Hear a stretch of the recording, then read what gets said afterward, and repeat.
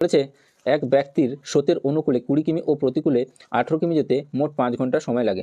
আবার স্রোতের অনুকূলে 50 কিমি ও প্রতিকূলে 37 কিমি যেতে মোট 10 ঘন্টা সময় লাগে। স্রোতের অনুকূলে নৌকার বেগ ঘন্টায় কত কিমি? দেখো এই অঙ্কটা একটু আলাদা টাইপের, কীভাবে হয় তোমরা দেখো। আচ্ছা, একদিকে লিখবে অনুকূল, একদিকে লিখবে প্রতিকূল, আর একদিকে লিখবে সময়। অনুকূলে 20 কিমি যাচ্ছে, প্রতিকূলে 18 কিমি যাচ্ছে, তার সময় লাগছে ক ঘন্টা? 5 ঘন্টা। দ্বিতীয় কন্ডিশন দেওয়া আছে অনুকূলে 50 কিমি যাচ্ছে, প্রতিকূলে 30 কিমি যাচ্ছে, আর তার সময় লাগছে ক ঘন্টা? না, আছে 10 ঘন্টা। এভাবে তুললে ফার্স্টে।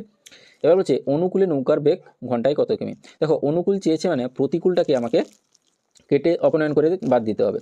তাহলে অপনয়ন করার জন্য দেখো এখানে 18 আছে, এখানে 30 আছে, তাদের এদের এলসিএম কত হবে? লসাগু কত হবে? 90।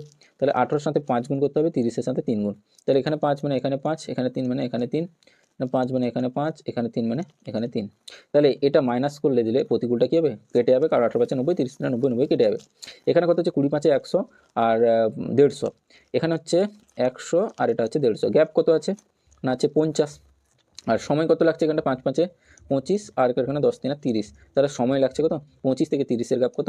না আছে 5। তাহলে বলেছে স্রোতের অনুকূলে নৌকার বেগ ঘন্টায় কত? তাহলে ঘন্টায় কত হবে? না 5 ঘন্টায় 50 কিমি, তাহলে ঘন্টায় কত হবে?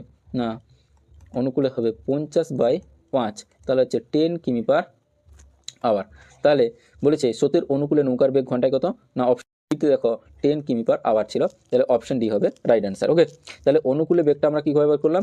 না প্রতিকূলটাকে অপনয়ন করে বাদ দিয়ে দিলাম। তাহলে 50 কিমি, এদের গ্যাপ হচ্ছে 50 কিমি যাচ্ছে তোমার 5 ঘন্টায়, তাহলে 1 ঘন্টায় যাবে তোমার 50/5 মানে 10, অর্থাৎ 10 কিমি পার আওয়ার হলো অনুকূলে বেগ। প্রতিকূল চাইলে অনুকূলটাকে অপনয়ন করতে হতো। ওকে।